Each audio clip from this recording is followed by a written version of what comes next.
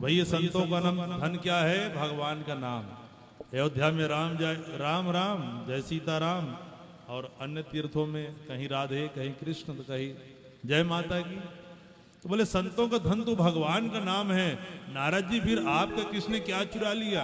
आपका मुख ऐसे दिख रहा है बिल्कुल मुरझाया हुआ, क्या बात है?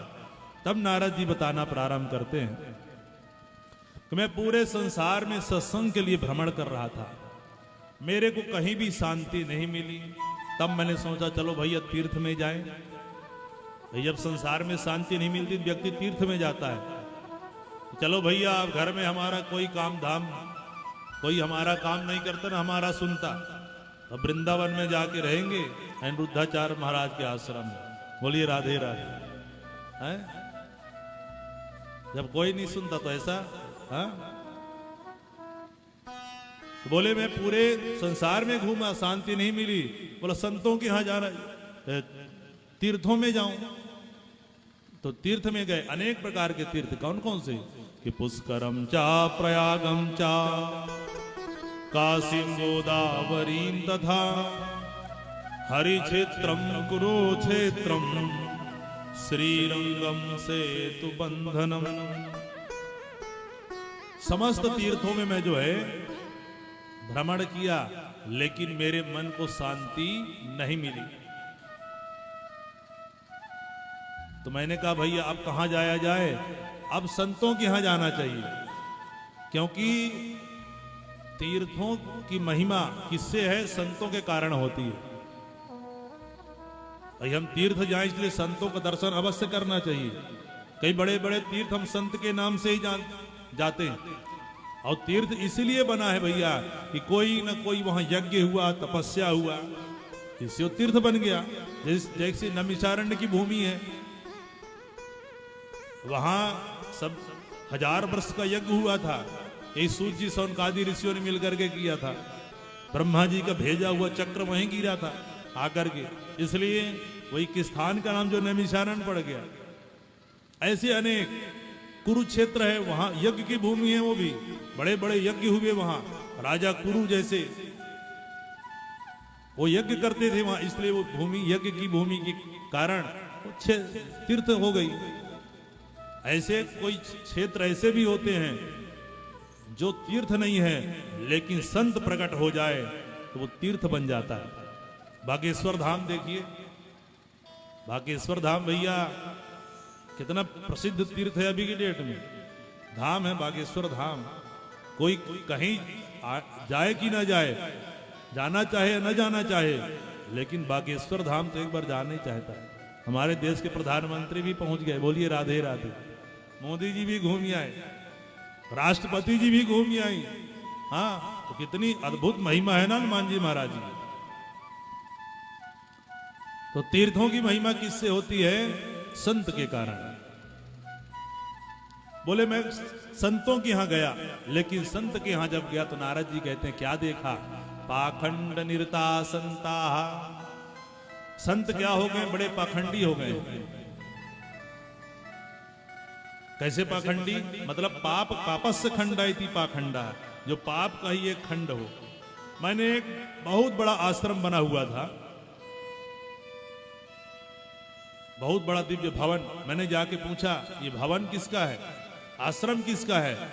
तो किसी ने कहा भैया ये त्यागी जी महाराज के आश्रम है। किसका? त्यागी जी महाराज का। हम नाम है त्यागी जी, मतलब जिसने सब कुछ त्याग दिया, लेकिन उनका भी बड़ा भवन है। फिर आगे गया, एक आश्रम में खूब शोर हल्ला गुल्ला सुनाई दिया। हमने पूछा ये आश्रम किसका है? छोटे छोटे बच्चे खूब हल्ला कर रहे थे।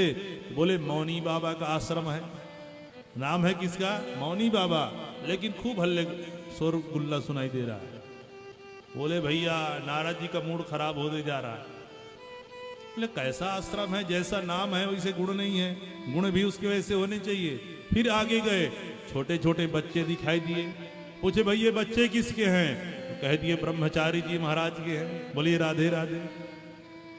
नाम है ब्रह्मचारी, लेकिन उसके भी हैं बच्चे, संतान है।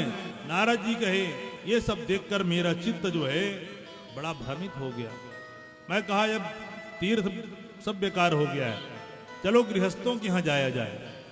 आवाज साफ करो भैया, बहुत कैसे आवाज आ रहा है, आवाज साफ करो ना, थोड़ा साफ करो, क्लियर करो आवाज। बोलिए राधे राधे, जोर से बोलिए राधे राधे। कथा के बीच में राधे राधे बोलते रहिएगा। क्यों? क्योंकि दो व्यवधान बहुत आते हैं कथा जब सुनिए ना। कौन कौन से? एक निद्रा देवी, निद्रा देवी खूब आती है। और दूसरा ये मनी राम जी का कोई ठिकाना नहीं है। मन कथा सुन रहे हैं लेकिन मन पहुंच गया घर। अरे अभी तो घर में खाना बनाना है, ये काम करना है।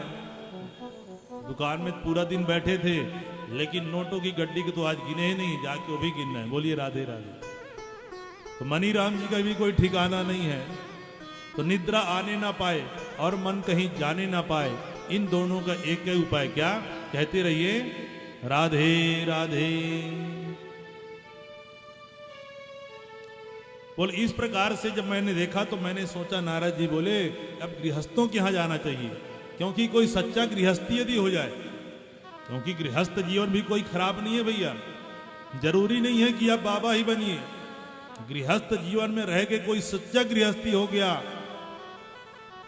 जो अपने धर्म को निर्वाह करते हुए परम धर्म का आश्रय ले लेता है, उसका भी कल्याण हो जाता है। जो भी आपको कार्य मिल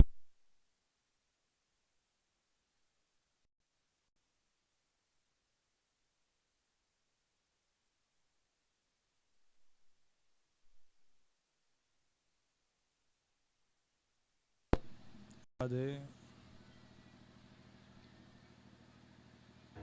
राधे, बोलिए राधे राधे।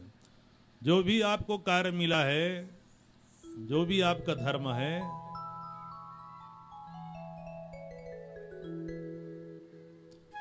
बोलिए राधे राधे। ऐसे चलेगा राधे। क्या हो रहा? अच्छा, बोलिए राधे राधे।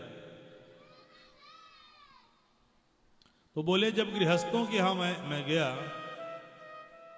क्योंकि कोई सच्चा गृहस्थी भी हो जाता है भैया, धर्म का अपना पालन करे। हम किसी के पुत्र हैं, किसी के पिता हैं, जो भी हैं, ये धर्म भी निर्वाह करना है। ऐसा नहीं है केवल भगवान ही भर का नाम लेना है। नाम तो बराबर वो मुख्य लक्ष्य है, लेकिन साधारण धर्म ये भी है कि ये धर्म भी निर्वाह करना है। पत्नी है तो पत्नी की भी रक्षा करनी है, पुत्र का भी पालन करना है। ये सब करते हुए भगवान का जो आश्रय ले लेता है सच्चे हृदय से, जरूरी नहीं है कि आप घर छोड़कर कहीं जाओ। मीरा जी कहीं नहीं गई, घर में बैठी रही और घर में ही उनको वैराग्य हो गया। तो भले जब गृहस्थों के यहां गया तो मैंने क्या देखा कि तरुणी, ऐसा विचार करके मैं गृहस्थों के यहां गया। और जब गृहस्थों के यहां गया तो नारद जी बता रहे मैंने क्या देखा कि तरुणी प्रभुतागे श्याल को बुद्धिदायक कन्या विक्रणो लोभा दंपति नाम च कल्कनम। गृहस्थों क्या मैंने क्या देखा? तरुणी प्रभुतागे ही, घर चलाने वाली को कौन हो गई है? नई नई बहू। जो नई नई बहू आई है वही घर की मालकिन बन बैठी है। ठीक है, मालकिन बनना चाहिए, लेकिन बड़े घर में है उनसे पूछना भी चाहिए। माता है, पिता है, उनसे भी उनका भी सम्मान करना चाहिए। और उनको भी चाहिए, माता पिता को भी, क्योंकि देखिए जो बड़े होना, बड़े का अहमता भी नहीं होना चाहिए किसी को। कई बार कोई बड़े पद में अपने घर में बड़े हो, अरे हम सबसे बड़े, हम जो चाहेंगे वो ही होना चाहिए। ऐसे में ठीक नहीं है, क्योंकि बड़प्पन का जो अभिमान जिसके अंदर आ गया, किसी काल में उसका कल्याण संभव नहीं है। कर्तव्य बनता है कि बड़ों का सम्मान करिए, लेकिन बड़े के अंदर बड़ेपन का अभिमान नहीं आना चाहिए। कैसे? जैसे ब्राह्मण हो, मान ब्राह्मण है कोई, और ब्राह्मण अपने आप को ये मान, अरे हम ब्राह्मण हैं, हमको हर जगह तुम प्रणाम करो, ऐसा करो, तो अभिमान वाली बात हो गई। कर्तव्य हमारा बनता है कि ब्राह्मण संत का सम्मान करना चाहिए। लेकिन आप अभिमान पाले बैठे हैं, आपका सम्मान कभी होने वाला नहीं है। आप कितने भी बड़े पद में हो, कितने भी बड़े आपका पद है, लेकिन आप भूल के बैठो। लेकिन जो छोटे हैं उनका बराबर कर्तव्य बनता है, हमें बड़ों का सम्मान करना चाहिए, उनको भी नहीं भूलना चाहिए।